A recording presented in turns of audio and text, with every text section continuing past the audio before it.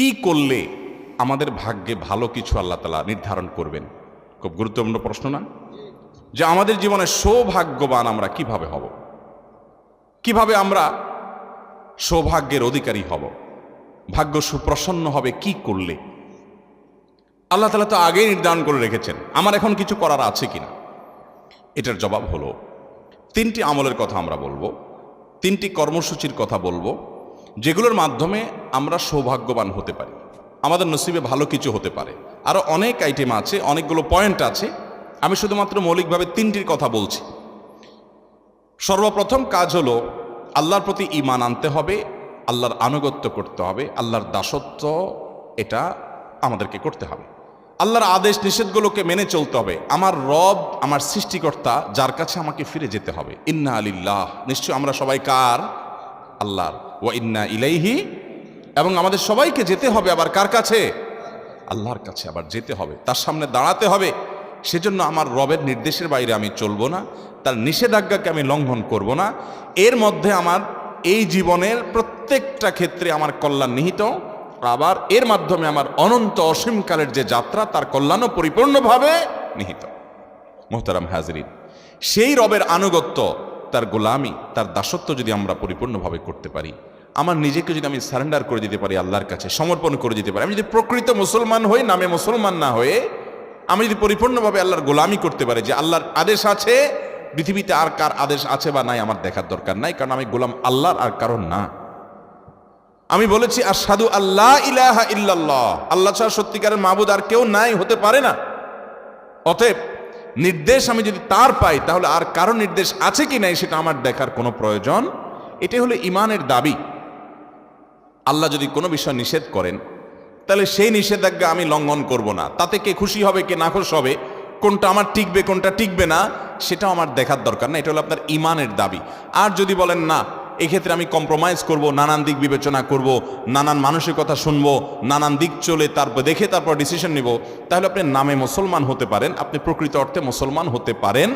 মুসলমান মানেই হলো আত্মসমর্পণকারী আল্লাহ রাব্বুল আলামিনের কাছে। মোহতারাম হাজিরিন, অতএব আমাদের ভাগ্য সুপ্রসন্ন হবে, আমাদের ভাগ্যে ভালো কিছু লেখা হবে যদি আমরা আল্লাহ রাব্বুল আলামিনের আনুগত্য সঠিকভাবে যথাযথভাবে করতে পারি। যে যত বেশি করতে পারবো তার নসিব তত ভালো হবে দুনিয়াতে এবং আখিরাতে। ভাগ্যে ভালো কিছু থাকা, এটার মিনিংটা আমরা অনেকে বুঝতে ভুল করি। আমরা মনে করি অনেক টাকা পয়সার মালিক হয়ে গেলে, অনেক ব্যাংক ব্যালেন্স হয়ে গেলে, অনেক জমি জমা হয়ে গেলে আমার ভাগ্য ভালো। আর জমি জমা হয় নাই, ব্যাংক ব্যালেন্স হয় নাই, টাকা পয়সা হয় নাই, সহায় সম্পদ বেশি হয় নাই, তার মানে আমার ভাগ্য খারাপ। ভাগ্য ভালো এবং মন্দকে এইভাবে যারা সংজ্ঞায়িত করেন তারা স্পষ্টত ভুলের মধ্যে আছেন। বহু মানুষ সম্পদের মালিক হয়েছেন, বহু মানুষ বড় বড় চেয়ারের অধিকারী হয়েছেন, বহু মানুষ অনেক সম্মানজনক জায়গায় গিয়েছেন, কিন্তু তিনি সুখে নাই, শান্তিতে নাই, দুঃখে আছেন, পেরেশানিতে আছেন। এরকম দৃষ্টান্ত কি ভুরি ভুরি আছে না নাই? আবার সহায় সম্পদ অনেক বেশি নাই, অনেক বড় চেয়ারেও নেই, কিন্তু খুব হ্যাপি, খুব সুখী, খুব সমৃদ্ধ, খুব শান্তিতে আছে, নির্মল হাসি হাসতে পারে, কোনো টেনশন নাই তার মধ্যে, কোনো ডিপ্রেশন নাই। এরকম মানুষও বহু আছে না নাই? সুখ এবং শান্তি এক জিনিস, আর সুখ শান্তির উপকরণ আরেক জিনিস। অনেকে সুখ শান্তির উপকরণ নিয়ে বসে থাকে কিন্তু সুখে শান্তিতে নাই। একজনকে দেখা যায় ব্যাংকের ক্যাশিয়ার মানুষ, সারাদিন টাকা গনে, বান্ডিল বান্ডিল, হাজার হাজার, লক্ষ লক্ষ, কোটি কোটি। সাদা চোখে দেখলে মনে হবে এত টাকা যে সারাদিন ঘাটে, এর চাইতে সুখে কে আছে? ওই বেচারা জানে যে টাকার গন্ধ কত মারাত্মক, ওই বেচারা জানে যে সারাদিনে ঘাটাঘাটির কারণে কত জীবাণু, রোগ বালাই, টেনশন, পেরেশানি, হাসি, তারপরে আপনার অ্যালার্জি, নানা রকমের অসুখ বিসুখ ও জানে। সে বেচারা জানে যে এই টাকা ঘাটাঘাটিতে কোনো সুখ তার উল্লেখযোগ্য নাই। তারই আরেকজন সহকর্মী হয়তো কেশিয়ার না, টাকা হাতানোর চাকরি নেই, ওই বেচারা তার চাইতে অন্তত ভালো আছে। সেটা জানে যে টাকার গন্ধ শোকা লাগে না, অ্যালার্জি হয় না, হাসি কাশি হয় না, অন্তত তার চাইতে ভালো আছে। কিন্তু সাদা চোখে দেখলে মনে হয় আরে বাবা, এত টাকার ভিতরে আছে, এর চাইতে বেশি সুখে কে আছে? ভাইরা আমার, আল্লাহ রাব্বুল আলামিন আমাদেরকে সুখ, প্রকৃত সুখ কোন পথে সেটি বোঝার তৌফিক দান করুন। যাই হোক, তো বলছিলাম ভাগ্য সুপ্রসন্ন হওয়ার জন্য প্রথম আমল হলো আল্লাহ রাব্বুল আলামিনের দাসত্ব করা, আল্লাহর গোলামি করা। যে যতটা করবে আল্লাহ তাতে তখন সুখী করবেন। এটা আমার কথা নয়, কোরআনের ওয়াদা। আল্লাহ বলছেন ওয়ালাউ আন্না আহলাল কুরা আমানু ওয়াত্তাকাও, জনপদের লোকেরা যদি ঈমান আনে এবং তাকওয়া অবলম্বন করে। তাকওয়া কি ভাই? তাকওয়া হলো আল্লাহ যা নিষেধ করেছেন সেটা থেকে আল্লাহর ভয় বেঁচে থাকা, আল্লাহর যা আদেশ করেছেন আল্লাহর নির্দেশের প্রতি সম্মান রেখে সেটা নির্দেশটা পালন করা, আল্লাহর আদেশগুলোকে মেনে চলা, এটাই তাকওয়া। এই তাকওয়া যদি কোনো জনপদের লোকেরা অবলম্বন করে ঈমান আনার পর, আগে ঈমান থাকতে হবে, ঈমান থাকার পর যদি এই কাজটা করে, আল্লাহ বলেছেন ওয়াদা লাফাতাহনা আলাইহিম বারাকাতিম মিনাস সামাই ওয়াল আরদ, নবমণ্ডল এবং ভূমণ্ডল থেকে বরকতের সমস্ত দুয়ার আল্লাহ তাআলা বলেছেন আমি খুলে দিব। আল্লাহ তাআলা কল্যাণ দান করবেন, আল্লাহ তাআলা সুখ দিবেন, শান্তি দিবেন আল্লাহর গোলামের মধ্যে। মুহতারাম হাজরিন, অন্য আয়াতে সূরা নাহলের 97 নম্বর আয়াতে আল্লাহ বলেছেন মান আমিলা সালিহাম মিন যাকারিন আও উনসা ওয়া হুয়া মুমিন, যদি কেউ ঈমানদার অবস্থায় আল্লাহর বিশ্বাসী বান্দা হয়ে পরিপূর্ণ ঈমানটা ঠিক রেখে আকীদা বিশুদ্ধ করে সে যদি নেক আমল করে, সে হোক নারী হোক পুরুষ, সমান অধিকারের ক্ষেত্রে, হোক নারী হোক পুরুষ যেই হোক না কেন, যদি ঈমান আনার পরে সৎকর্ম সম্পাদন করে, পাঁচ ওয়াক্ত সালাত আদায় করে, হালাল হারাম মেনটেন করে চলে, পর্দা মেনটেন করে চলে, আখলাক সুন্দর করে, নবী সাল্লাল্লাহু আলাইহি ওয়াসাল্লামের সুন্নাহকে মেনে চলে, এক কথা কোরআন এবং হাদিসকে যদি অনুসরণ করে, আল্লাহ রাব্বুল আলামিনের ওয়াদা হলো ফালানুহজিয়ান্নাহু হায়াতান তাইয়্যিবা, তাকে দুনিয়াতে আমি পবিত্র জীবন দান করব। যদি কেউ নেক আমল করে, আল্লাহর ওয়াদা হলো আল্লাহ সুবহানাহু ওয়া তাআলা তাকে পবিত্র জীবন দান করবেন, সুখের জীবন দান করবেন, সে নির্মল পরিচ্ছন্ন ফ্রেশ জীবন উদযাপন করবে, উপভোগ করবে। ওয়ালা নাজজিয়ান্নাহুম আজরাহুম বিআহসানি মা কানু ইয়ামালুন, দুনিয়াতে যে সে আমল করেছিল এর জন্য আল্লাহ বলছেন যে আমি তাকে অবশ্যই অবশ্যই তার কর্মের সর্বোত্তম বিনিময় দান করব আখিরাতের জান্নাতের মাধ্যমে। তাহলে এই আয়াতগুলো বলছে যে আমরা যদি নেকামল করি, ভালো কাজ করি, আমাদের ভাগ্য সুপ্রসন্ন হবে ইনশাআল্লাহ। ছোট্ট দুটি উপমা দেই আমি। নাম্বার 1, একজন চেয়ারম্যান সাহেব, তার দলের একজন কর্মী আছে, সবসময় তার জন্য খুব পরিশ্রম করে, দৌড়ধাপ করে, অনেক কাজ কাম করে, সব কাজে সবার আগে থাকে, তার ক্যাম্পেইন করে, প্রচার প্রচারণা করে, তার সব কাজগুলো করে, ভেতর থেকে তাকে ধারণ করে, তাকে পছন্দ করে। এই লোকটা সে যদি নিডি হয় আর চেয়ারম্যান সাহেবের কাছে যদি কোনো রিলিফ আসে বা কোনো কিছু আসে যেটা জনগণের মাঝে বন্টন করার মতো, ধরুন চেয়ারম্যান সাহেব সৎ মানুষ, সেই হিসাবে উনি ওনার আমানতটা সঠিকভাবে সবার হাতে পৌঁছায় দেন। তো তার এলাকায় অন্য সাধারণ জনগণ যারা এটার হকদার, ওই যে তার নিজস্ব দলের কর্মী, যে একনিষ্ঠ কর্মী, যে আসলেই তাকে ভালোবেসে তার জন্য কাজ করে, এই লোকটাও যদি নিডি হয়, এই লোকটাও যদি ওই রিলিফ বা ওই জিনিসটা পাওয়ার হকদার হয়, চেয়ারম্যান সাহেবের কাছে এটা পাওয়ার জন্য সে অন্যদের মতো কি খুব বেশি কষ্ট করা লাগবে? খুব সহজে পাবে না। কারণ নিজস্ব লোক, সে যদি উপযুক্ত হয়, অন্য 10 জনকে যদি দেয়, তাকে সবার আগে দিবে বরং, ঠিক না ভাই? ঠিক। এবং এক্ষেত্রে তার প্রতি কোনো জুলুম করবে না, এবং সে বরং অন্যদের হয়তো চাইতে হবে, অনেক কষ্ট করতে হবে, এরা তো কষ্ট করা লাগবে না, কারণ তার সম্পর্কে চেয়ারম্যান সাহেব জানেন এবং তার প্রতি আস্থা আছে। আল্লাহ রাব্বুল আলামিনের যে আনুগত্য করে, আল্লাহর যে গোলামি করে, আল্লাহর যে দাসত্ব করে, আল্লাহ রাব্বুল আলামিন আল্লাহর এই বান্দাকে তার জন্য তার নসিবে ভালো কিছু আল্লাহ তাআলা এমনিতেই ফয়সালা করবেন। কারণ আল্লাহ জানেন যে এই ব্যক্তি আল্লাহর অনুগত বান্দা, আল্লাহ তাকে এমনি ভালো ফয়সালা করবেন। আর যে আল্লাহর প্রতি ঈমান রাখে না, ওই যে চেয়ারম্যান সাহেবের মতো, তার দলের লোক হোক আর অন্য দলের লোক হোক, বিরোধী দলের লোক হোক, তার পক্ষের হোক আর বিপক্ষের হোক, নাগরিক হিসাবে যে কমন কিছু সুবিধা আছে এগুলো সবাইকে তিনি দিবেন। কিন্তু ওই যে বিশেষ বিশেষ কিছু সুবিধা যদি দেওয়ার সুযোগ আসে, তিনি অবশ্যই সাধারণত তিনি যারা তাকে অনুসরণ করে তাদেরকে অগ্রাধিকার দেন। আল্লাহ রাব্বুল আলামিনের প্রতি যারা ঈমান আনবে, স্পেশাল দেওয়াগুলো, প্রকৃত শান্তি এবং সুখগুলো আল্লাহ তাআলা তাদেরকেই দিবেন। আর এমনিতে কমনভাবে যে রিজিক দেওয়া, এটা আল্লাহ তাআলা তার প্রতি বিশ্বাসী অবশ্যই সবাইকে দেন। তাহলে বোঝা গেল যে আমাদের ভাগ্য সুপ্রসন্ন হওয়ার জন্য নেক আমল করতে হবে, আল্লাহর আনুগত্য করতে হবে, আল্লাহর গোলামি করতে হবে, হালাল হারাম মেনে চলতে হবে। যদি এটা আমরা করতে পারি, তাহলে আমাদের ভাগ্যে আল্লাহ তাআলা এমনিতেই ভালো কিছু দিবেন ইনশাআল্লাহ। আরেকটি উপমা আসুন নেই। ধরুন আপনার একটা কারখানা আছে, আপনার সেই কারখানায় কয়েকটা মেশিন আছে। কিছু মেশিন আছে যেগুলো প্রোডাকশন দেয়, ভালো আছে, সচল। আর কিছু মেশিন আছে ধরুন অচল, এগুলো কোনো প্রোডাকশন দেয় না। যে মেশিনটা প্রোডাকশন দেয় না, আপনি হয়তো কমন কিছু জিনিস তার জন্য রাখবেন, যে ঢেকে ঢুকে রাখা, যাতে চুরি না হয় সেভাবে রাখা, এটার কিস্তি লাগলে কিস্তি পরিশোধ করা, কমন বিষয় আপনি রাখবেন।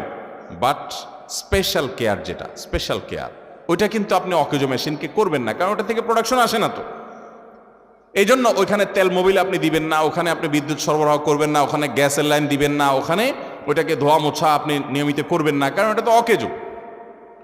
যেটা সচল ওইটার প্রতি আপনি এমনি কেয়ার করবেন, ঠিক না ভাই? ঠিক। যে আল্লাহর গোলামি করে, যে আল্লাহর প্রতি ঈমান আনে, সর্বদা আল্লাহর জিকির করে, আল্লাহর স্মরণ করে, আল্লাহর নির্দেশে বাইরে চলে না, আল্লাহকে সবসময় সে ধারণ করে, আল্লাহ তাআলার এই বান্দার জন্য আল্লাহ তাআলা তার নসিবে ভালো কিছু দিবেন। এর জন্য তার আলাদা কসরত না করলেও আল্লাহ তাআলা তার ভাগ্য সুপ্রসন্ন করবেনই করবেন ইনশাআল্লাহ তাআলা।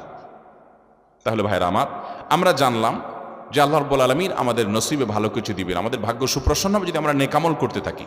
বলে আমি এখন থেকে যদি শুরু করি, এখন থেকে আপনি তওবা করে শুরু করে দেন যে আল্লাহ আজকে থেকে আমি তওবা করে নতুন হাল খাতা করলাম, জীবন শুরু করলাম, আগেরগুলোর জন্য মাপ চাইলাম।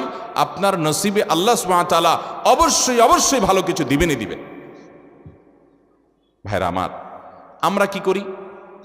আমরা ভাগ্য নিজের পক্ষে যেন হয়, অনুকূলে যেন হয়, সুপ্রসন্ন যেন হয়, এই জন্য সব রাতে মসজিদে গিয়ে সবাই ভিড় জমায়। ভাইরা আমার, এক রাতে আপনি ভিড় জমায়া একটু দোয়া দরুদ কান্নাকাটি করে আপনার ভাগ্য সুপ্রসন্ন করে ফেলুন। যদিও আমরা আগেই বলেছি সব রাতে ভাগ্য নির্ধারণ হওয়ার কথাটি নির্ভরযোগ্য নয়। ধরে নিলাম এরাতে ভাগ্য নির্ধারণ হয়, তো ভাগ্য নির্ধারণ এক রাতে আপনি আল্লাহ তাআলার কাছে দোয়া রুনাজারি করে সারা বছরটা ঠিক করে ফেলবেন আর সারা বছর আল্লাহর অবাধ্য থাকবেন, আপনি এটা কিভাবে আশা করেন? আপনাকে এর জন্য তওবা করতে হবে এবং সারা বছর আল্লাহর আনুগত্য করার প্রতিজ্ঞা করতে হবে। আল্লাহ আমাদেরকে তৌফিক দান করুন। তাহলে একটা বিষয় পেয়ে গেলাম, ভাগ্য সুপ্রসন্ন হওয়ার জন্য আমাদের নসিবে যেন, ভাগ্যে যেন ভালো কিছু লেখা হয়, তার জন্য আমাদেরকে কন্টিনিউয়াসলি নিয়মিত আল্লাহর দাসত্ব করে যেতে হবে। আল্লাহর দাসত্ব সবসময় একভাবে করতে পারবো না ভাই, আমরা মানুষ, আমাদের ভুল হয়, শয়তান আমাদেরকে দিয়ে গুনাহ করায় ফেলায়। কিন্তু যখনই মনে হবে আমি না আল্লাহর নিমক খাই, আল্লাহর রহমত ছাড়া আমার এক সেকেন্ডে বাঁচার কোনো, এক মুহূর্ত বাঁচার, এক সেকেন্ড কেন কোয়ার্টার সেকেন্ড এটাও আমার বাঁচা সম্ভব নয়, তাহলে সেই রবের আমি নাশকরি কিভাবে করি? আমার না আমার রবের সামনে দাঁড়াতে হবে, যেতে হবে, হিসাব দিতে হবে।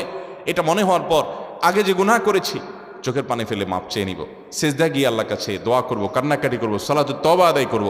আল্লাহ আমাদের সবাইকে সে তৌফিক দান করুন। তাহলে ভাইরা আমার, আমাদের ভাগ্য সুপ্রসন্ন করার জন্য ওই এক রাতের ইবাদত নয়। নবী করিম সাল্লাল্লাহু আলাইহি সাল্লাম কোনো হাদিসে বলেননি, কোরআনে কোনো আয়াত আল্লাহ বলেননি যে তোমরা অমুক রাত ইবাদত বন্দি করলে তোমাদের নসিবে ভালো কিছু লেখা হবে। বরং নসিবে ভালো কিছুর জন্য লেখা হয়, এর জন্য আমাদেরকে সারা বছর জুড়ে নেকামল করার ওয়াদা এবং প্রতিজ্ঞা করতে হবে ইনশাআল্লাহ। নাম্বার 2, বিশেষভাবে ভাগ্য যেন সুপ্রসন্ন হয়, আমাদের জীবনে হায়াতে এবং রুটি রুজিতে যেন বরকত হয়, কল্যাণ হয়। এই জন্য আমাদেরকে আত্মীয়তার বন্ধনগুলো রক্ষা করতে হবে। আত্মীয়তার সম্পর্ক যে যত বেশি সংযুক্ত রাখবে, আত্মীয়তার সম্পর্কগুলোকে যে যত বেশি জোড়া লাগাবে, রক্ত সম্পর্কে আত্মীয়দের সাথে যাদের যত সুসম্পর্ক থাকবে, আল্লাহ তাআলা তাদের হায়াতে এবং রিজিকে তত বেশি বরকত দান করবেন, তার ভাগ্য তত সুপ্রসন্ন হবে। সহিহ বুখারীর হাদিস, নবী করিম সাল্লাল্লাহু আলাইহি ওয়াসাল্লাম বলেছেন, মান সাররাহু আন ইউবসাতা লাহু ফি রিজকিহি আও ইউনসা লাহু ফি আথারিহি ফালইয়াসিল রাহিমা। যে চায় তার রিজিককে আল্লাহ প্রশস্ত করে দেন, যে চায় তার হায়াতের মধ্যে আল্লাহ তাআলা বরকত দান করুন, এটা যদি কেউ চায়, সে যেন তার রক্ত সম্পর্কে আত্মীয়দের সাথে সুসম্পর্ক বজায় রাখে। রক্ত সম্পর্কে আত্মীয় কারা? আপনার বাবা মা, আপনার ছেলে মেয়ে, আপনার দাদা দাদি, আপনার চাচা ফুফু, আপনার চাচাতো ভাই বোন, আপনার আপন ভাই বোন তো আছেনই, আরও কাছের তারা, আপনার মামা, আপনার খালা, আপনার নানা নানি আরও কাছের, এরা হলো আপনার রক্ত সম্পর্কীয় আত্মীয়। এই আত্মীয়গুলো যাদের সাথে আপনার রক্তের সম্পর্ক আছে, আপনার সাথে আপনার মা, আপনার বাবার রক্তের কানেকশন, অতএব মায়ের দিককার, বাবার দিককার যে আত্মীয়গুলো সরাসরি, তারা হলো আপনার রক্ত সম্পর্কে আত্মীয়। এদের সাথে আপনার সুসম্পর্ক বজায় রাখা দরকার। আমাদের সমাজে এই আমলটা অনেক বেশি অবহেলিত ভাই। রক্তের সম্পর্কীয় মানুষগুলোর সাথে সুসম্পর্ক বজায় রাখা এটা ফরজ, এটা কোনো মুস্তাহাব আমল না, এটা ফরজ। আল্লাহ রাব্বুল আলামিন নির্দেশ করেছেন রীতিমতো ওয়া আনতাসিলুল আরহাম, এবং আল্লাহ নির্দেশ করেছেন তোমরা আত্মীয়তার সম্পর্ক সংযুক্ত রাখো। নবী করিম সাল্লাল্লাহু আলাইহি ওয়াসাল্লাম বলেছেন, মান কাতাহু কাতাহুল্লাহ ওয়া মান ওয়াসালাহু ওয়াসালাহুল্লাহ। যে আত্মীয়তার সম্পর্ক রক্ষা করে আল্লাহ তাকে রক্ষা করেন, যে আত্মীয়তার সম্পর্ককে ছিন্ন করে আল্লাহ সুবহানাহু ওয়া তাআলা তাকে ছিন্ন করে দেন। হ্যাঁ, আপনার আত্মীয় আপনাকে এমন কষ্ট দেয়, এমন ডিস্টার্ব করে বা ক্ষতি করে যে সম্পর্ক রাখতে গেলে বরং আপনার আরও বিপদের কারণ হয়, তাহলে একটা এক্সেপশন। তাহলে আপনি সেক্ষেত্রে তার সাথে সম্পর্ক আপনি বজায় রাখলেন না আত্মরক্ষার প্রয়োজনে, এটা এক্সেপশন হতে পারে। কিন্তু ঠুনকো অজুহাতে কোনো কারণে সে মন খারাপ করেছে, আপনি নিজে থেকে মিশেন। সে মিশতে চায় না, সে অজুহাতে আপনি দূরে থাকবেন না, চেষ্টা করবেন। হ্যাঁ, ওই যে সে আপনার ক্ষতি করে মিশতে গেলে, তাহলে আপনি দূরত্ব বজায় রাখতে পারেন। আল্লাহ আমাদেরকে আত্মীয়তার সম্পর্ক বজায় রাখার তৌফিক দান করুন।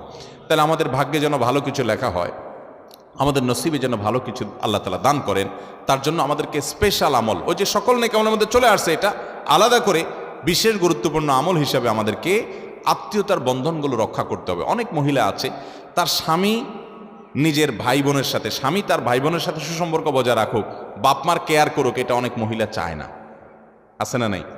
আবার অনেক পুরুষও আছে যে তার বউ, সে বাপের বাড়ির লোকদের সাথে যোগাযোগ রাখুক, আসা যাওয়া করুক, সুসম্পর্ক থাকুক, অনেক পুরুষ আছে সেটা চায় না, ডিস্টার্ব করে, আছে না নাই? এই উভয়ে কপাল পোড়া, দুর্ভাগা এবং অত্যন্ত নিজের পায়ে নিজে বড় ধরনের কুঠারাঘাত করছে। কারণ হলো আল্লাহ রাব্বুল আলামিন আপনার স্বামীর জীবনে বরকত দান করবেন, তার রুজিতে বরকত দান করবেন, তার হায়াতে বরকত দান করবেন। তিনি তার রক্ত সম্পর্কে আত্মীয়দের সাথে যত সুসম্পর্ক বজায় রাখবেন। সুসম্পর্ক বজায় রাখার মানে এই না যে আমার সাধ্যের বাইরে তাদের জন্য আমাকে কিছু করতে ইসলাম বলেছে, না, সেটা বলে নাই। আপনার সাধ্যে যতটুকু আছে ততটুকু তাদের সেবা করেন, পাশে দাঁড়ান, হেল্প করেন। সাধ্যে নাই, কষ্ট হয়ে গেছে, এটা আপনাকে বাধ্য করে নাই, অন্তত সম্পর্কটা বজায় রাখেন যতক্ষণ পর্যন্ত সে আপনার ক্ষতি না করে। হ্যাঁ, সে ক্ষতি করে, সে ডিস্টার্ব করে, সে আপনার জীবনকে দুর্বিষহ করে তোলে এবং রক্ষা করতে গেলে আরো বিপদের কারণ হয়, তাহলে আপনি দূরত্ব বজায় রাখতে পারেন। এছাড়া আপনি দূরত্ব বজায় রাখতে পারেন না। অতএব কোনো নারী যদি তার স্বামীকে, তার ভাই বোন, মা বাপ থেকে দূরে সরায়, এ নারী নিজের পায়ে নিজে কুঠারাঘাত করছে, কারণ স্বামীর জীবনে, অর্থে, রুজিতে বরকত কমায় দিচ্ছে।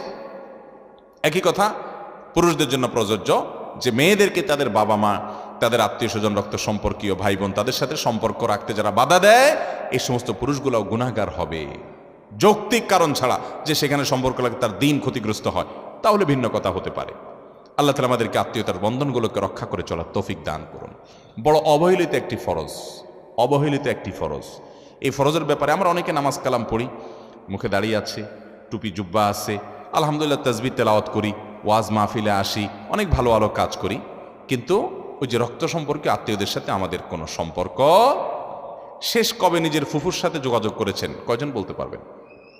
এই মজলিসে কয়জন আছেন যে ফুফুর সাথে গত সপ্তাহ, 10 দিন, 20 দিন, 1 মাসের মধ্যে যোগাযোগ করছেন নিজের ফুফুর সাথে? মাশাআল্লাহ, আল্লাহর কিছু বান্দা আছেন, কিন্তু খুব অল্প হাত উঠছে। আর বাকিদের কি কারোর ফুফু নাই? আমার ফুফু নাই, আপনাদের কারোর ফুফু নাই? অনেকের মারা গেছেন। আল্লাহ তাআলা আমাদেরকে এই অবহেলিত আত্মীয়র কেয়ার করার তৌফিক দান করেন। কোনো কোনো ফুফুরা আবার ভাতিজাদের ক্ষতি করে, ঝামেলা করে, তাদের হিংসা করে, সেটা ভিন্ন কথা। কিন্তু আপনি ভাতিজা হিসাবে আপনার জায়গা থেকে আপনি রাখবেন, চেষ্টা করবেন তার সাথে সুসম্পর্ক বজায় রাখা। বিশেষ করে ফুফুরা বিয়ে দেওয়ার পর অন্য জায়গায় চলে যায়, ভাতিজারা সম্পর্ক রাখতে চায় না। আবার অনেক সময় সম্পর্ক রাখে না এই ভয়ে যে ফুফুরা না জানি কখন আবার ওই বাবার ভাই সম্পদ দাবি করে বসে। আল্লাহ তাআলা আমাদেরকে আত্মীয়তার সম্পর্কগুলো রক্ষা করার তৌফিক দান করুন। ইসলাম চায় আমরা একটা এমন সমাজ গড়ে তুলি যে সমাজে প্রত্যেকটা মানুষ তার যার যার দায়িত্ব তিনি পালন করবেন, কর্তব্য সচেতন হবেন, পারস্পরিক সম্পর্কগুলো, বন্ডিংগুলো ভালো হবে, এটা ইসলাম চায়। অতএব আমাদেরকে সেটি করতে হবে। তাহলে ভাগ্য সুপ্রসন্ন হওয়ার জন্য দ্বিতীয় আমলের কথা বললাম, স্পেশালি আমাদের রক্ত সম্পর্কে আত্মীয়দের সাথে সুসম্পর্ক বজায় রাখতে হবে। তাহলে আল্লাহ তাআলা জীবনে বরকত দিবেন এবং হায়াতে বরকত দান করবেন। নাম্বার 3 এবং শেষ নম্বর আমল হলো দোয়া করা। ভাই, দোয়া এত বড় অস্ত্র, আল্লাহু আকবার। ইমানদারের এর চেয়ে বড় কোনো অস্ত্র নাই ভাই, এর চেয়ে বড় কোনো অস্ত্র নাই মুসলমানের। সবচেয়ে বড় এই অস্ত্রটি সবচেয়ে বেশি অবহেলিত থাকে আমাদের। সবচেয়ে বড় দুর্ভাগ্য, আমাদের দেশে মুসলমানরা দোয়া করতে জানি না। আমরা দোয়ার দরকার হলে হুজুরের মুখের দিকে চায়া থাকে। আরে ভাই, হুজুরদের কাছে দোয়া চান, কিন্তু নিজে দোয়া করতে শিখেন। আল্লাহ বলেছেন, উদউনি আস্তাজিব লাকুম, তোমরা আমার কাছে দোয়া করো, আমি দোয়া কবুল করব। কি কপাল পোড়া, আমরা চাইতে জানি না। নবী করিম সাল্লাল্লাহু আলাইহি সাল্লাম বলেছেন, পায়ের জুতার ফিতাটা ছিঁড়ে গেছে পথে চলতে গিয়ে, তোমার এটা ছোট বিষয়, ঠিক করে ফেলা যাবে, এটার জন্য তুমি আল্লাহর কাছে দোয়া চাও, এটার জন্য আল্লাহর কাছে দোয়া করো, সাহায্য চাও যে আল্লাহ এটাও একটা বিপদ, হোক ছোট, আপনি সাহায্য করেন। নবী করিম সাল্লাল্লাহু আলাইহি সাল্লামের পুরো জীবন দোয়া দোয়া দোয়া দোয়া। ওলামা একরাম জানেন নবী করিম সাল্লাল্লাহু আলাইহি সাল্লামের জীবনে কি পরিমাণ দোয়া তিনি পড়েছেন। ইমাম নবী রহমতুল্লাহ আলাইহি আল আজকার নামে একটা কিতাব লিখেছেন, হিসনুল মুসলিমের রচয়িতা, তার একটা কিতাব আছে, বাংলা হয়ে গেছে বান্দার ডাকে আল্লাহ সাড়া, এই মোটা। ডক্টর খন্দকার আব্দুল্লাহ জাহাঙ্গীর রহমানের একটা বই আছে, রাহে বেলায়েত, আরো বই আছে, এরকম অনেক দোয়ার বই আছে মোটা মোটা। তারপরে আরো অনেক বড় বড় মুহাদ্দিসগণ, আগের মুহাদ্দিসগণ আরো অনেক বড় বড় সংকলন রেখে গেছেন। নবী করিম সাল্লাল্লাহু আলাইহি সাল্লামের জীবনে প্রতিটা পদে পদে দোয়া, প্রতিটা পদে পদে, বৃষ্টি হচ্ছে তখন দোয়া, বৃষ্টি হচ্ছে না তখন দোয়া, টয়লেটে ঢুকছেন তখন দোয়া, বের হচ্ছেন তখন দোয়া, খাচ্ছেন তখন দোয়া, খাবার শেষ করেছেন তখন দোয়া, স্ত্রী সবার সময় দোয়া, বাসা থেকে বের হওয়ার সময় দোয়া, বাসায় ঢুকার সময় দোয়া, বাজারে ঢুকছেন তখন দোয়া, মসজিদে ঢুকছেন তখন দোয়া, পরিচিত অপরিচিত মানুষের সাথে সাক্ষাৎ হয়েছে সালাম দিচ্ছেন সেটাও একটা দোয়া, নামাজ শেষ করছেন তখনও দোয়া দিয়ে দোয়া মাসুরা দিয়ে শেষ করছেন, নামাজ শুরু করছেন সূরা ফাতিহা ইহদিনাস সিরাতাল মুস্তাকিম দোয়া দিয়ে শুরু করছেন, বিবাহ শাদী যে সংগঠন হলো এর শেষে নবী সাল্লাল্লাহু আলাইহি ওয়াসাল্লাম দোয়া পড়েছেন, দুধ পান করেছেন দোয়া করেছেন, আরেক কিছু খেয়েছেন দোয়া করেছেন। তার জীবনে দোয়া ছাড়া কিছু নেই, দোয়া এবং দোয়া। আর দোয়া ও হুয়াল ইবাদা, কত বড় অস্ত্র জানেন? নবী করিম সাল্লাল্লাহু আলাইহি ওয়াসাল্লাম বলেছেন, লা ইয়ারুদ্দুত তাকদীর লা ইয়ারুদ্দুল কদরা ওয়া ফি রিওয়ায়াতিন লা ইয়ারুদ্দুল কাযা ইল্লা দুআ। তিরমিজির বর্ণনায় কাযা আসছে, আর মুসনাদ হাকিমের বর্ণনায় আল কদরা শব্দ আসছে, লা ইয়ারুদ্দুল কদরা ওয়া লা ইয়ারুদ্দুল কাযা ইল্লা দুআ। আল্লাহর নির্ধারণকে, একটা হাদিসে আসছে আল্লাহ যা নির্ধারণ করেন ফয়সালা করেন সেটা আর পরিবর্তন করেন না, কিন্তু এক্সেপশন হলো যে আল্লাহ নির্ধারণকে পর্যন্ত আল্লাহ পরিবর্তন করেন বান্দার দোয়ার মাধ্যমে। যদিও দোয়া করে যে পরিবর্তিত হয়ে কিছু একটা হবে সেটাও আল্লাহ আগে থেকে জানতেন, আল্লাহর কাছে অজানা বলতে কিছু নাই, কিন্তু দোয়ার মাধ্যমে নবী করিম সাল্লাল্লাহু আলাইহি ওয়াসাল্লাম আল্লাহর কাছে কিছু জিনিস থেকে পানা চাইতেন। ভাইরা আমার, এর ভিতরে একটা হলো ওয়াসুইল কাযা, আল্লাহুম্মা ইন্নী আউযু বিকা মিন দারকিল বালা ওয়া দারকিশ শাকা ওয়াসুইল কাযা ওয়া শামাতাতিল আদা। ওয়াসুইল কাযা, আল্লাহ আপনার কাছে পানা চাই সুউল কাযা, আপনার ফয়সালার ক্ষতি থেকে, আমার ভাগ্যে কোনো ক্ষতিকর কিছু থাকলে এটা থেকে আপনার কাছে পানা চাই আল্লাহ। নবী সাল্লাল্লাহু আলাইহি ওয়াসাল্লাম দোয়া করতেন। আমরা কয়বার দোয়া করি? অতএব ভাইরা আমার, আল্লাহর কাছে দোয়া করতে থাকবো, আল্লাহ আপনি আমাকে আপনার কাযা, আপনার কদরের ক্ষতি থেকে আমাকে আপনি পানা দেন, আমার জন্য কোনো ক্ষতি স্পর্শ না করে আমার নসিবে যেন ভালো কিছু হয়। ভাগ্যকে পর্যন্ত আল্লাহ রাব্বুল আলামিন পরিবর্তন করে দেন, যেটা গায়রে মোবরাম তাকদীর দুইটা প্রকার আছে, বিস্তারিত আলোচনা আমি যাওয়ার সুযোগ নাই, সেটা আল্লাহ তাআলা দোয়ার মাধ্যমে পরিবর্তন করেন। এই জন্য চোখের পানি ফেলা, দোয়া করতে জানা। ভাইরা আমরা দোয়া করতে জানি না, বড় বড় কপাল পড়া। দোয়া করতে আমরা বলি কি যে আমি দোয়া করতে জানি না, দোয়া করতে জানেন না? দোয়ার মতো সহজ কাজ আরেকটা নাই, সবচেয়ে সহজ কাজ দোয়া করা। এই জন্য দোয়ার জন্য অজুও লাগে না, বিনা অজুতে দোয়া করা যায়। এমনকি গোসল ফরজ হয়েছে, আপনি দোয়া চালাতে পারেন, নামাজ পড়তে পারবেন না, কোরআন তেলাওয়াত করতে পারবেন না, কিন্তু দোয়া করতে পারবেন। এরকম সহজ একটা কাজ কিন্তু আমরা করি না। আপনি একা একা হাঁটছেন, আপনি আল্লাহর সাথে কথা বলেন। দোয়াটা মানে হলো মুনাজাত মা আল্লাহ, মুনাজাত মানে হলো কানাঘুষা, আল্লাহর সাথে কথা বলা ফিসফিস করে। আপনার মনে অনেক ব্যথা, অনেক ব্যথা, কাউকে বলতে পারছেন না, খুব পেরেশানিতে আছেন। আপনাকে আমি আল্লাহর শপথ করে বলি, আপনি সুন্দর করে ওযু করেন, 2 রাকাত নামাজ পড়েন, ধীরে সুস্থে, লম্বা রুকু, লম্বা সিজদা দিয়ে, কেরাত দিয়ে, আস্তে আস্তে নামাজ শেষ করে একটু হাত তুলে আল্লাহর পাশে, আল্লাহর কাছে একটু আপনি কথা বলেন, চোখের পানি ফেলেন, একটু কথা বলেন, আল্লাহ আমার মনে এই কষ্ট, আমি শপথ করে বলতে পারি আপনার মন হালকা হবে। আল্লাহর উপরে ভরসা করে বলতে পারি, যদি আপনি শর্তগুলো সঠিকভাবে করতে পারেন, ঠিক রেখে, ইনশাআল্লাহ আপনার মন হালকা হবে। কারণ নবী সাল্লাল্লাহু আলাইহি ওয়াসাল্লাম ইজা ফাজাআহু আমরুন সাল্লা ওয়া ফি রাওয়াতিন ফাজাআ ইলাস সালাহ। নবী সাল্লাল্লাহু আলাইহি ওয়াসাল্লামের জীবনে কখনো পেরেশানি আসছে সোজা নামাজে দাঁড়িয়ে যেতেন। আল্লাহ বলেছেন ওয়াস্তাঈনু বিস সাবরি ওয়াস সালাহ, তোমরা সালাত এবং সবরের মাধ্যমে আল্লাহর সাহায্য চাও, বিশেষ করে তাহাজ্জুদের সময়। এটা তো বিলুপ্ত হয়ে গেছে ভাই, এই আমল তো মুর্দা হয়ে গেছে আমাদের সমাজ থেকে। তাহাজ্জুদ এটা তো পরের কথা, ফজরই পড়তে পারি না আমরা, রাত 2টা বাজে শুই।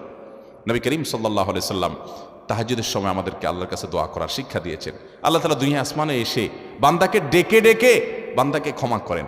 5 ওয়াক্ত নামাজের জন্য আজান দেয় মুয়াজ্জিন, 5 ওয়াক্ত নামাজের জন্য ডাকে কে? মুয়াজ্জিন। আর তাহাজ্জুদের জন্য ডাকেন স্বয়ং আল্লাহ তাআলা। তাহাজ্জুদের জন্য কে ডাকে? তাহাজ্জুদের জন্য আল্লাহ সুবহানাহু ওয়া তাআলা। হাদিসে আসছে নবী করিম সাল্লাল্লাহু আলাইহি সাল্লাম বলেছেন যে রাতের শেষ প্রহরে আল্লাহ তাআলা দুনিয়ার আসমানে এসে বান্দাদেরকে ডেকে ডেকে বলেন, আলামিন মুবতালান ফাআফিয়ালা, আলামিন মুস্তাগফিরিন হালমিন মুস্তাগফিরিন ফাআগফিরালা। কেউ কি আছো গুনাহ মাফ চাইবা আমার কাছে, উঠো চাও আমি মাফ করে দিব। আল্লাহ ডেকে ডেকে মাফ করেন। ভাইরা আমার, খুব অসুবিধা, ভোর রাতে উঠে যান, একটু তাহাজ্জুদ পড়েন, 2 রাকাত 4 রাকাত 6 রাকাত 8 রাকাত, লম্বা কেরাতে লম্বা রুকু সিজদা দিয়ে। আমরা যেন আয়েশা রাদিয়াল্লাহু আনহা বলেছেন নবী করিম সাল্লাল্লাহু আলাইহি ওয়াসাল্লাম তাহাজ্জুদ যে পড়তেন, লা তাসআল আন হুসনিহিন্না ওয়া তুলিহিন্না, আর বলো না, জিজ্ঞাসা করো না সে কি সুন্দর ছিল। দাঁড়িয়ে কেরাত শুরু করলে আর রুকুতে যেতেন না, রুকুতে গেলে আর উঠতে চাইতেন না, সিজদা গেলে আর উঠতে চাইতেন না। ভাইরা আমার, আমি প্রায় সময় বলি কয়েকটা ইবাদতের নগদ স্বাদ পাওয়া যায়, একটু চেষ্টা করলে আপনিও পাবেন। এটার জন্য কোনো বিশেষ বুজুর্গির দরকার নাই, আপনিও পাবেন। অবশ্য হারাম উপার্জন ছাড়তে হবে, চোখের জেনা ছাড়তে হবে, কিছু গুনাহ থেকে ছাড়লে ইবাদতের স্বাদটা বেশি পাওয়া যায়। কিন্তু তারপরেও আপনি শুরু করেন ধীরে স্থিরতার সাথে, সুন্দর করে, আস্তে আস্তে, ওয়াকারের সাথে, এহতেরামের সাথে, আল্লাহ রাব্বুল আলামিনের শান এটা মাথায় রেখে ধীরে ধীরে আপনি সময় নিয়ে একটু রুকু সিজদা করেন, নামাজ পড়েন, সিজদা পড়ে যান, একটু চোখের পানি ফেলে দেন। সালাহাতু সঙ্গে বৌদি দিল খারাস, আজ মোদে এক জামানা খাকে বাস, পাথর হয়ে বহুকাল ছিলে ভাই, একটু কিছুকাল মাটি হয়ে দেখো। দোয়া করা, দোয়ার মাধ্যমে আল্লাহ তাআলা তাকদীর পর্যন্ত পরিবর্তন করে দেন। আল্লাহ রাব্বুল আলামিন আমাদেরকে আল্লাহর কাছে দোয়া করার তৌফিক দান করুন। শয়তান আমাদেরকে বোঝায় কি, আরে আমাদের দোয়া কবুল হবে, আমার নামাজের ঠিক নাই, আমার রোজার ঠিক নাই, আমার দাড়িটা মুখে নাই, আমি পর্দা ঠিক মতো করি না, আমি গুনাহের কাজ করি, গোপন গুনাহ করি, এটা করি সেটা করি, আমার দোয়া কি কবুল হবে? আমরা আল্লাহর কাছে চাইতে লজ্জা করি। আরে যে যত বেশি পাপিষ্ঠ সে তো আল্লাহর কাছে তত বেশি চাইবে, আরো তার তো চাওয়া আরো বেশি দরকার। ইবলিস আল্লাহর কাছে দোয়া করছে, আল্লাহ রাব্বুল আলামিন যখন বলছেন সিজদা করো, সিজদা তো করেই নাই। আবা ওয়াস্তাকবারা ওয়া কানা মিনাল কাফিরিন, অস্বীকার করছে, অহংকার করেছে, কাফের হয়ে গেছে। ওই টাইমে শয়তান আল্লাহর কাছে চায় বসছে, কি চাইছে? আনজিরনি ইলা ইয়াউমি ইউবাসুন, আল্লাহ কিয়ামত পর্যন্ত আমাকে হায়াত দেন যেন শয়তানি করতে পারি। শয়তানে আল্লাহর কাছে হায়াত চেয়ে নিছে কি করার জন্য? শয়তানি করার জন্য। দেখেন, করবে শয়তানি, এটার জন্য আবার দোয়া করতেছে কার কাছে? চিন্তা করে। তাও আবার কখন? যখন আল্লাহ আদমকে সিজদা করতে বলছেন, সিজদা করে নাই, আল্লাহর সামনে সরাসরি বিদ্রোহ, এত বড় বেয়াদবির পর আল্লাহ রাগান্বিত হওয়ার সময় ওই টাইমে আল্লাহর কাছে দোয়া করছে। কারণ শয়তান আল্লাহকে চিনে, যে আল্লাহ হাদিসে কুদসিতে বলেছেন সাবাকাত রাহমাতি আলা গাদাবি, আমার রাগের উপরে আমার রহমতটা এটা প্রবল থাকে, এটা শয়তান জানে।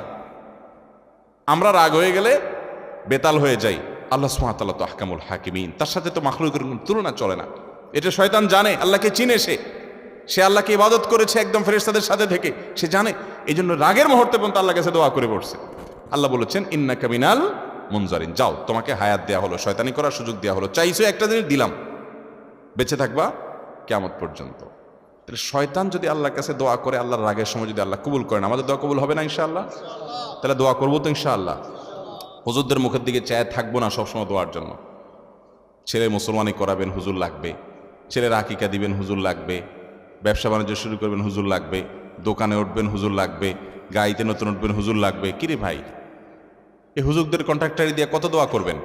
আলেমদের কাছে দোয়া চান, আর দোয়া চাওয়া ছাড়াও আলেমদেরকে হাদিয়া দেন।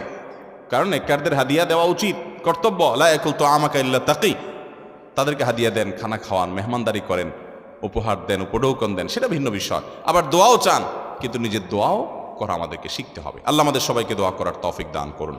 ভাইরা আমার, তাহলে তিনটা কথা আমরা বললাম। আমাদের ভাগ্য যদি সুপ্রসন্ন করতে চাই, নসিবে ভালো কিছু লেখা হোক যদি আমরা চাই, আল্লাহর গোলামি এবং আল্লাহর দাসত্ব, আল্লাহর হুকুমগুলো মেনে চলার জন্য সিরিয়াস হতে হবে, এবং যে যত বেশি হতে পারবো তার নসিবে আল্লাহ তাআলা তত ভালো কিছু দিবেন ইনশাআল্লাহ। দ্বিতীয়ত, আত্মীয়তার সম্পর্ক যে যত বেশি ভালো রাখতে পারবে আল্লাহ তাআলা তার জীবনে তত বরকত দিবেন। বরকত এক জিনিস, পয়সা আরেক জিনিস। বরকত এক জিনিস, পয়সা, ভাই পয়সা অল্প কামাইছে, যদি আল্লাহ ওই পয়সাতে বরকত দান করেন, বরকত মানে কল্যাণ, বারাকা, এ বারাকা যদি আল্লাহ তাআলা অল্প টাকায় দান করেন, অল্প রুজিতে দান করেন, দেখবেন যে তার উপকারিতা হিউজ, খরচ করার পর আরো শেষ হচ্ছে না। আর অনেকে অনেক কামাই করছে কিন্তু বরকত নাই, কল্যাণ নাই, দেখবেন যে কেমনে শেষ হয়ে গেছে টেরও পাচ্ছে না, আরো দেনা হয়ে গেছে। আছে না নাই? ভাইরা আমার, আমরা তো শুধু কেবল পয়সা চাই। আমি সব সময় বিভিন্ন জায়গায় বলার চেষ্টা করি, নবী করিম সাল্লাল্লাহু আলাইহি সাল্লামের শত শত হাজার হাজার দোয়া হাদিসে বর্ণিত আছে, তিনি দোয়াগুলো পড়েছেন। একটা দোয়াও আমি জানি না তিনি আল্লাহর কাছে এভাবে দোয়া করেছেন, আল্লাহ আমাকে অনেক পয়সা দেন, আল্লাহুম্মা ইন্নী আসআলুকা কাসরাতাল আমওয়াল। কোনো দোয়া নাই এরকম যে আল্লাহ অনেক পয়সা দেন, আল্লাহ অনেক জমি জমা দেন, আল্লাহ অনেক ব্যাংক ব্যালেন্স দেন। এটা নবী সাল্লাল্লাহু আলাইহি ওয়াসাল্লাম কখনো চান নাই। কি চাইছেন? আল্লাহুম্মা ইন্নী আসআলুকাল আফিয়াহ, আল্লাহ আপনার কাছে শান্তি চাই। কি চাই? পয়সা চান না শান্তি চান? পয়সা চান না? এই তো দুদুল্য মনা হয়ে গেল। আবার বলেন, পয়সা চান না সুখ চান? তার মানে সুখ হলে পয়সা না হলেও চলবে, রাজি? আচ্ছা, আমি তাহলে দুটো অপশন দেই। আল্লাহ যদি আপনাকে এখন দুইটা অপশন দেন, একটা অপশন হলো তুমি একটা ভাঙাচোরা কুড়ের ঘরে থাকবা, যে একটু বৃষ্টি হলে জবজব করে পানি পড়বে, শীতের সময় কনকনা ঠান্ডা বাতাস ঢুকে পড়বে, ওইটার কোনো সেফটি নিরাপত্তা থাকবে না, যে কোনো সময় চোর ঢুকে পড়তে পারে, এরকম একটা কুড়ের ঘর তোমার নসিবে থাকবে, এর বেশি তুমি পাবা না, এটাতে তোমার মৌত হয়ে যাবে, এই ঘরে তুমি সারা জীবন কাটাইতে হবে ছেলে মেয়ে নিয়ে।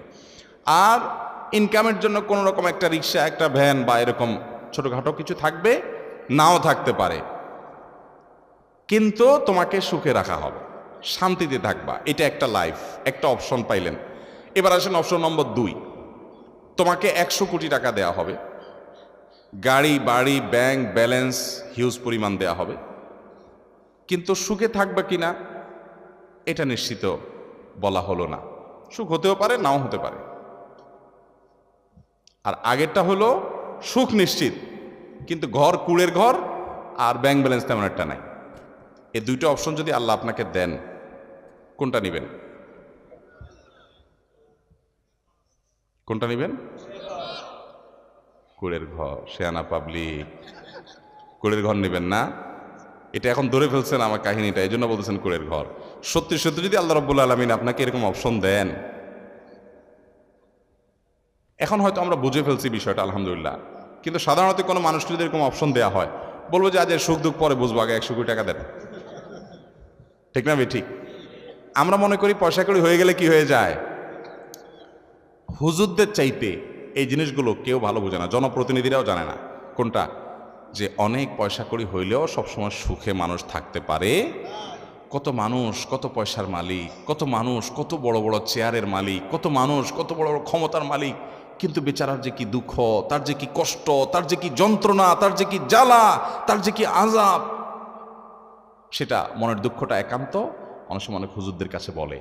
আবার আমরা হুজুররা এরকম শত শত মানুষের হিস্ট্রি জানি, যে মানুষটাকে আমরা জানি যে সাধারণ মানুষ, মাশাআল্লাহ কোনো রকম নুন পান্তা খেয়ে বিরাট করে স্বস্তির একটা নিঃশ্বাস ফেলছে, আলহামদুলিল্লাহ খুব সুখে আছি ভাই, কোনো অভাব নাই। আমি প্রায় সময় বলি, 4 তলা বিল্ডিং করার পর 6 তলার পারমিশন পাইছে, 6 তলা করছে, বা 6 তলার পারমিশন পাইছে 5 তলা করছে, টাকার অভাবে 5 তলা করার পরে রড বাইর করে রাখছে। আছে না নাই? রড বাইর করে রাখে না মানে কি? দৌড় ভাই, এটা তো সোজা মানে। এর মানে হলো আরেকতলা করব ঠিক আছে, কিন্তু পয়সা নেই। পয়সা থাকলে করে ফেলতো, মানে কিছু একটার অভাব আছে, কিছু একটার কি আছে অভাব, মানে এখন করার তৌফিক নাই, কিন্তু আমার করার দরকার। তার মানে লোকটা কি ভাবি না অভাবী? ভাবি না অভাবী? অভাবী। তার মানে লোকটার অভাব আছে। আরেকজন কুড়ের ঘরে থেকে খেয়ে দে নাক টেনে ঘুম দিচ্ছে আর বলছে আল্লাহ যে হালে রাখছেন অনেক সুখে, আলহামদুলিল্লাহ, আর দরকার নেই, আল্লাহ বহুত সুখে আছে। এই লোকটা ভাবি না অভাবী? ভাবি, মানে ভাবে আছে। এই লোকটার মধ্যে কি নাই? অভাব নাই। আল্লাহ রাব্বুল আলামিন আমাদেরকে সুখী করুন। ভাইরা, আল্লাহ দোয়া শিক্ষা দিয়েছেন, রব্বানা আতিনা ফিদ দুনিয়া হাসানা ওয়া ফিল আখিরাতি হাসানা। দেখেন, আল্লাহ আপনি আমাদেরকে হাসানা দেন, মানে কি? কল্যাণ দেন, ভালো দেন। সে ভালোটা অল্প পয়সায়ও হতে পারে, অনেক বেশি পয়সায়ও হতে পারে। অনেকে শুধু আল্লাহর কাছে পয়সা চায়, আছে না নাই? কি চায়? শুধু পয়সা। অনেক বেকার যুবক আছে, বলে আল্লাহ বেশি না, 1,03,000 টাকা হলে একটা বাইক কিনবো, উবারে রাইড চালাবো, আর বাকি টাকা দিয়ে বিয়ে শাদী করে ফেলবো, আল্লাহ মোটামুটি চলবো। 3 লাখ হইলে চলবে, আল্লাহ আর লাগবে না, দিয়ে দাও। আছে না নাই? ওই 3 লাখে যে শান্তি হবে গ্যারান্টি আছে? বাইক নিয়ে পরের দিন যদি আপনি অ্যাক্সিডেন্ট হয়ে মরেন, কি করবেন এই টাকা দিয়া? অতএব টাকার ফিগার নয়, আল্লাহর কাছে দোয়ার আদব, দোয়ার শিষ্টাচার আছে। আল্লাহর কাছে শান্তি চাইতে হয়। নবী সাল্লাল্লাহু আলাইহি ওয়াসাল্লাম সুখ চাইছেন, আল্লাহ সুখ চাই, কয় টাকা দিবা তুমি জানো, তুমি সুখ কয় টাকা দিবা সেটা তুমি জানো, আমি কি চাই? সুখ চাই। উল্টাপাল্টা দোয়া করে বিপদে পড়ার ঘটনা জানেন না? যে প্রসিদ্ধ ঘটনা, এক যুবক দোয়া করছে আল্লাহর কাছে, আল্লাহ এমন একটা লাইফ দিবা, এমন একটা জীবন চাই তোমার কাছে, যে 2 হাত ভর্তি টাকা থাকবে আর আশপাশে সব নারী আর নারী থাকবে, এনজয় করব। 2 হাত ভর্তি টাকা থাকবে আর আশপাশে নারী আর নারী থাকবে। তো এই বেচারা দোয়া আল্লাহ কবুল করে ফেলছে। এবং কবুল হয়েছে কীভাবে? সে কোন মহিলা স্টাফ বাসের বা মহিলা কোনো শিক্ষা প্রতিষ্ঠানের বাসের কন্ট্রাক্টরে চাকরি পাইছে, হাত ভর্তি টাকা, আশপাশে সব মহিলা, মহিলা অন্যজনের টাকাও সব। উল্টাপাল্টা দোয়া করলে কি হয় দেখছেন তো? আল্লাহ তাআলার কাছে চাইবেন কি সুখ না টাকা? কিন্তু আমরা এটা বিশ্বাস করতে চাই না, মনে করি আরে হুজুর পয়সা পেলে আপনিও খুশি। ভাইরা আমার, এটা আমাদের ইমানি দুর্বলতা, এটা আমাদের ইমানি দুর্বলতা। আল্লাহ রাব্বুল আলামিন যদি কাউকে শান্তি দেন পয়সা ছাড়াও দিতে, আমরা আল্লাহর কাছে শান্তি চাইব, সুখ চাইব। দেখেন আমরা এই যে আমাদের সন্তানদের জন্য দোয়া করি, কি দোয়া করি বলেন তো? বেশিরভাগ মানুষ কি দোয়া করে? আমাদের দোয়াগুলো যারা কোরআন হাদিসের বাতানো দোয়া পড়ি না, নিজে থেকে দোয়া করি, অনেক সময় ভুল দোয়া করি, সবাই না, অনেক সময় ভুল দোয়া করেন অনেকে। যেমন আল্লাহ আমার ছেলে যেন জিপিএ 5 পায়, আল্লাহ আল্লাহ আমার ছেলে যেন সিরিয়ালে চলে আসে, আল্লাহ আল্লাহ আমার ছেলে যেন অমুক কলেজে চান্স পায়, আল্লাহ মেয়েটা যেন অমুক ইউনিভার্সিটিতে চান্স পায়, আল্লাহ অমুক। এই না আমাদের দোয়া। আচ্ছা, এটা সাময়িক একটা টার্গেট হতে পারে, দোয়া হতে পারে, এটাতে এটা করলে গুনাহ হয়ে যাবে, এ দোয়া করলে একেবারে ভুল হয়ে যাবে, আমি সেটা বলছি না। কিন্তু আমি বলছি দেখেন আল্লাহ কি দোয়া শিক্ষা দিচ্ছেন। সূরা ফুরকান আয়াত নম্বর 74 আল্লাহ শিক্ষা দিচ্ছেন, রব্বানা হাব লানা মিন আজওয়াজিনা ওয়া যুররিয়াতিনা কুররাতা আয়ুন ওয়াজআলনা লিল মুত্তাকিনা ইমামা। কি দোয়া! এ দোয়ার অর্থ জানেন? সুবহানাল্লাহ, হায়রান হয়ে যাবেন এর অর্থ শুনলে। আল্লাহ সুবহানাহু ওয়া তাআলা বলছেন যে তুমি দোয়া করো, ওয়াল্লাযীনা ইয়াকুলুনা রব্বানা হাব লানা মিন আজওয়াজিনা ওয়া যুররিয়াতিনা কুররাতা আয়ুন। এইটুকু শুনেন, মানে কি? হে আমার রব, আমার সন্তান সন্ততি, আমার জীবন সঙ্গী সঙ্গিনী, স্ত্রী স্বামী, নারী পুরুষ একে অন্যজনের জন্য দোয়া করবে। আল্লাহ এমন সঙ্গী জীবন সঙ্গী দান করেন, এমন সন্তান দান করেন যারা আমার চক্ষু শীতলকারী হবে। কি হবে? দেখেন, চক্ষু শীতলকারী হবে, এই কথার মধ্যে সব চলে আসছে। পৃথিবীর এমন কিছু নাই যে সন্তানের জন্য আপনি চান নাই একটা শব্দে। শব্দটা হলো কি? নয়ন জোড়ানো সন্তান, চক্ষু শীতল করা সন্তান, যাকে দেখলে আমার চোখটা শীতল হয়ে যাবে, অন্তরটা জুড়াইয়া যাবে। এই নয়ন জোড়ানো চোখ শীতল করা সন্তান, এর মানে হলো এই সন্তান এমন সন্তান চাই সব দিক থেকে পারফেক্ট হবে।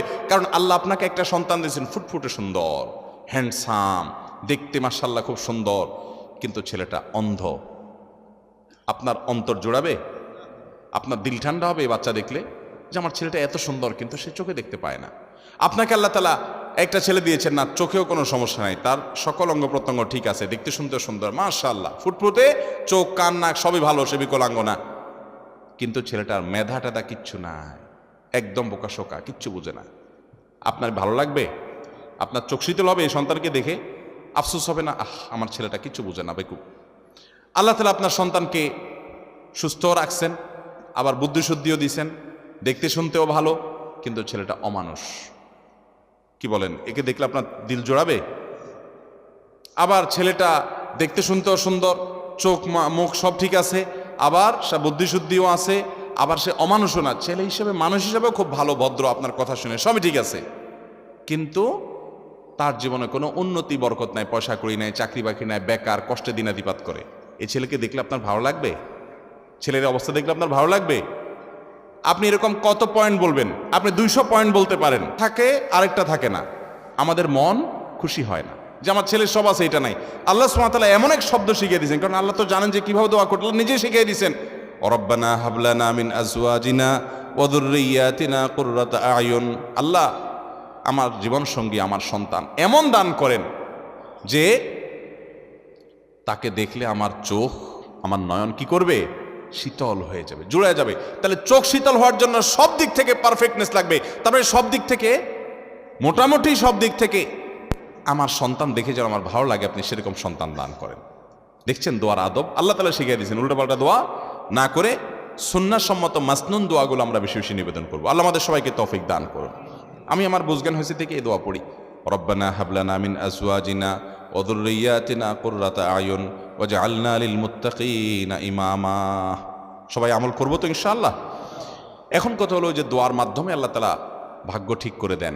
অনেক সময় দেখা যায় আমি দোয়া করছি কিন্তু ভাগ্য ঠিক হলো না, এই যে দোয়াটা পড়ছেন কিন্তু সন্তানটা ওইরকম হলো না, তাহলে বুঝতে হবে হয় আপনার দোয়াতে কোনো ত্রুটি আছে, ইস্তেগফার করে দোয়া আরও বাড়াইতে হবে, অথবা বুঝতে হবে যে আল্লাহ সুবহানাহু ওয়া তাআলা আপনাকে এটা দেন নাই, এর চাইতে বেটার কিছু দিবেন ইনশাআল্লাহ। আল্লাহ তাআলা আমাদের দোয়াকে বিফলে যেতে দিবেন না যদি দোয়ার শর্ত আদায় করে আমরা মৌলিকভাবে ঠিকঠাক মতো দোয়া করি। আল্লাহ আমাদের সবাইকে সেই তৌফিক দান করুন। ভাইরা আমার, তাহলে তাকদীরের প্রতি ঈমানের গুরুত্ব আমরা জানলাম, তাকদীরের স্তরগুলো আমরা জানলাম। আল্লাহ রাব্বুল আলামিনের কাছে আমাদের তাকদীর, আমাদের আল্লাহর ফয়সালা আমাদের জন্য, এটা যেন ভালো হয়, কিভাবে আমরা নিবেদন করব, কিভাবে আশা করব, কি আমল করব, কি করলে আমাদের ভাগ্য সুপ্রসন্ন হবে, সৌভাগ্যের অধিকারী হব, সে আমল জানলাম। এর বাইরে দুরুদ বেশি বেশি করে পাঠ করা, ইস্তেগফার বেশি বেশি পাঠ করা, এগুলোও সৌভাগ্যের অধিকারী হওয়ার অন্যতম একটা পূর্বশর্ত। আল্লাহ রাব্বুল আলামিন আমাদের সবার নসিবে ভালো কিছু রাখুন।